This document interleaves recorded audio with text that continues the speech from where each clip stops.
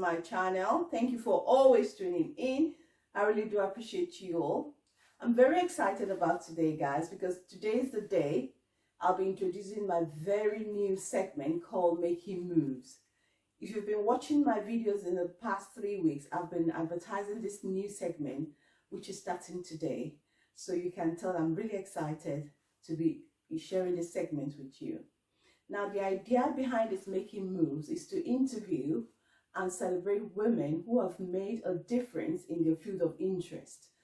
And what I'm hoping to achieve by doing this is to encourage girls and younger ladies to know that they can achieve whatever they set their mind on and can be whoever they want to be.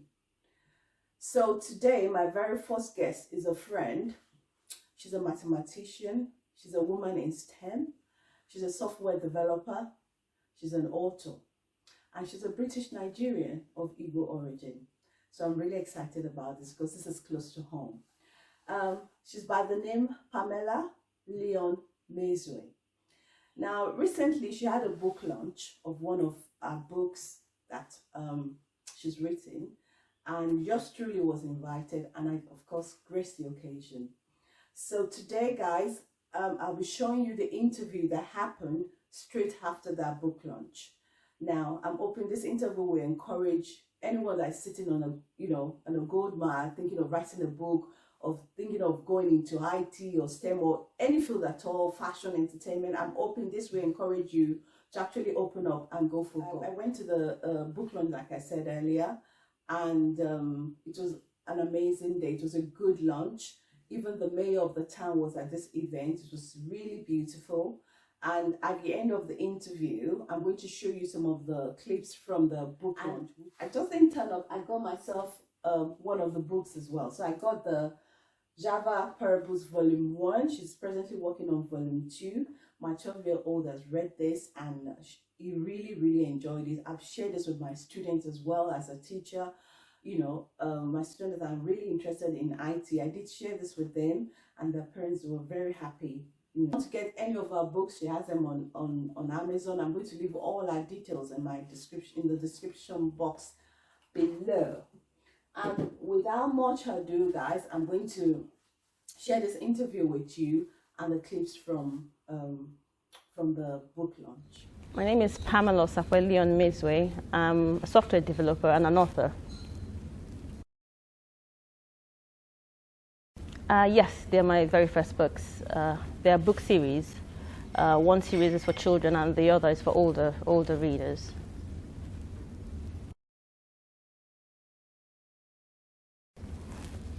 I've got friends who've got children that want to learn Java, and they approached me to teach their children how to write Java code. And while I was teaching them, I discovered that I got them to understand it quickly and easily because I use illustrations of things happening around. And then it hit me like, maybe I should put this down, as some kind of a manual or instruction book or something. But I didn't really think much about it until my dad and I went to the grocery store to get some milk or something, I can't remember now. And we saw these robots making deliveries to people, and my dad asked me if Java was used in creating the robots. And I was like, yeah, Java could be used to write applications used in robots and all that. And he was like, have you been involved in building anyone? And I was like, no, I haven't, because I've been busy studying other languages, because I've left Java. I do Scala now, and I need to study for them to learn how to write Scala and every other kind of code and methodologies around coding. So he was like, okay, if you haven't been involved in building these beautiful robots, why don't you just write a book or something, And then I remembered I've had this kind of idea, to write something, since I could relate these things to children, explain it in such a way that anyone who reads it would be able to start learning Java and probably pick an interest in software development. Yeah, and that's it. About 3 months later, I just started putting my first topics together. Yeah. Yes, there will be. I'm already on volume 2 of both series. Because they're a bit similar, I mean, it's the same topics, kinda, except it's the way I relate to the people, like children. I don't exactly go into coding straight out. So I simply write some topics and then I break it down, one for children, like explain it how children will understand it, and then I carry on with the code bit for the adults. So yes, there will be more volumes. I'm currently in volume 2 for both of them. Well, I've always been in a male-dominated scenario all of my life. I studied mathematics in Obafemi University in Nigeria, and I was the only girl in my graduating class. So I'm used to sticking out kind of like a sore thumb. The boys are always, like picking on me in a sort of kind of way, nothing aggressive, nothing bad. But yeah, it was like nothing really, because that's my background, to be not a lot of female around. I've worked in a lot of places where I also see other women, So there are a couple of us, not as many as the guys. Hopefully someday more women will be interested in coding. That's why you wrote the books. That's why I wrote books, part of it. But I didn't want it to be gender specific. I didn't want it to be all women, because... Pardon? Anyone who wants to learn. Anyone who wants to learn, because it's not just the girl child that wants to learn to code. The boy child wants to learn to code as well. Yeah, but I would be interested in pushing any girl who wants to, learn how to code in Java or whatever language I know how to write. I was sat at home and I got a call from some friend who told me that, do I know that this is the first Java software programming book written by a Nigerian? I was kind of like taken aback, because I know a lot of Nigerians who are software developers, my cousins actually. Maybe it's an Osakwe thing, I don't know. I've got two cousins who code in Java. Well, Java and some other languages. So it was really surprising to me to hear that, that no one has actually explored that option of writing a book to, make it. Maybe are you one of the right. few people in general, or have quite a lot of software developers done it? Oh yeah, there are loads and loads of software programming material out there. There are loads of books, loads of videos, But just nothing done by people from Nigeria? I think there are videos. I've seen a couple of videos, but I don't think there's any well, I haven't seen a published one. Yeah, so when the guy told me that, I didn't quite, think too much about it, but that's what I heard. It's not a reason you made a book, you made a book. Oh, no. It just so happened to be. It just happened to be. I spent 2.5 years working on this book, so I started writing it, I think, June 2019. Yeah, and I've only just finished, gone to print, published this month, December, just a few days. Well, the first one came out a few months ago. The second one came out end of November 2021. Yeah, so it's really news to me. I haven't checked it out, but that's what I've heard. People told me. Like I said, I use illustrations to teach people, and my grandma has passed. Well, she's passed a long time ago, rest her soul.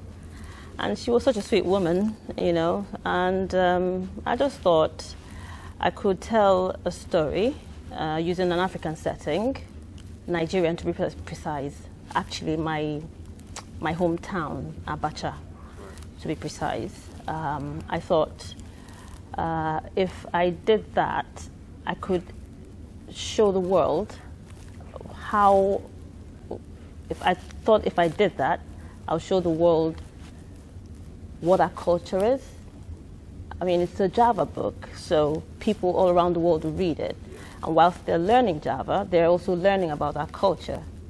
Yeah, so I just, all the characters in it they're real. They're my grandma and her children, of which my dad is one of them, except I just had a little change in events. She wasn't the queen of Abacha, but I made her the queen. Just anything to get children to... It also kind of shows children who may be different cultures that, you could do it as well. Exactly. And it's not just, Yes, stereotypical program. yes. And whilst they're doing that, they would learn a bit about our culture, the things we do, and how we run our day-to-day life. Yeah. I think it's the best way to teach, because when things happen to you, when you've observed something, it sticks in your head. And if you can, well, Java is, like every other software programming language, is abstract. And it gets a little bit difficult when you start to think in an abstract way. So I thought if I used things we do every day, like going to work, it's like you're performing a method in Java, or walking, swimming, eating, they're all things we do every day. And these are what Java methods are. That's just an instance, right? So I thought if I did that and relayed our way of life or what we do every day to the things that seem abstract, then you can understand. I think I heard a saying that learning is understanding. And If you're understanding, you're learning. Yes. So I think that relates to what you're trying to do. Yes. Oh, well, the code bit took me about 2 days or 3 days to write. That's not a problem. I do it every day. But I did struggle I did struggle when it came to using illustrations, because I needed it to flow. If I'm in a chapter, I need to explain it in such a way that the next chapter kind of like is in stream with the first one.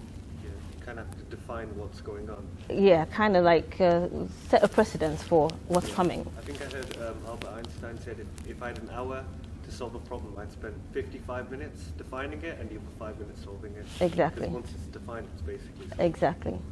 So that took me a while. Well, I guess because I'm more of a software developer than I am a storyteller. So that was really the bit that took the 2.5 years. Getting the stories right, getting the illustrations right, and getting the book, the chapters to flow. So it's. You're pacing it properly. I'm pacing it properly. Yeah, that was the bit that, maybe it's a writer's block. Yeah, but that's where I struggled with. I had to, sometimes I wrote a chapter, a paragraph actually. Sometimes I wrote a paragraph like 30 times. I'll read it over and I'm like, no, it's meant to be this way, it's meant to be that way. And then I had readers as well. Sometimes I sent my friends to read. And one of them said, are you sure this is Java? Because I don't see any code in there. I'm like, yes, it is. It's part of the book. But I'm just trying to get people to understand exactly what the Java thing. It shouldn't be confusing. Yeah, it shouldn't be confusing. You basically break down what learning is, essentially getting information. Yes. And if you're a coder, you're trying to think what's the most efficient way to do that. Yes. So I think, Yeah, so that's mostly the bit I struggled with. Putting the story with the code and making it easy to understand. And of course the grammatical structure as well.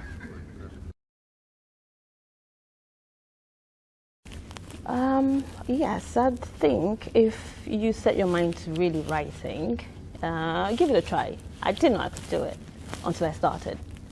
Yeah, but I didn't know it was, it was a small book when I started out. And then each time I read it, I was like, oh, I could make this even more relatable, adding more stories to it. And at the end of the day, the second book became so big. I think it's about 556 pages. Yeah, so my advice to them is just do your thing. I think the key message I have for parents is that they should be supportive of their children. Because when I set out to start this Java journey, my mom didn't quite like it. She was like, "Oh, is this really what you want to do? Why don't you've graduated, get a job, or get married." But I just persevered, and here I am. Do you think that kind of pushed you to do it as well? Not so much. With me, when my mind is set to do something, I get it done, regardless of what anyone tells me. I think that's when you know it's for you as well, because if someone's telling you to do it and you do it, then if everyone's telling you don't do it, exactly. Do it, that's how you truly know you Yeah. I'd like to thank my readers for buying and reading the book, and I would encourage every reader to leave a review, good or bad. If it's good, oh, that's lovely. But if it's bad, then I work on it and make it better. There are second editions, and I'm still writing volume 2. So if I realize I've written some things that are not quite clear, then I can improve on the second volume and make it better. Okay, well, great speaking to you. Look forward to seeing you soon. Thanks.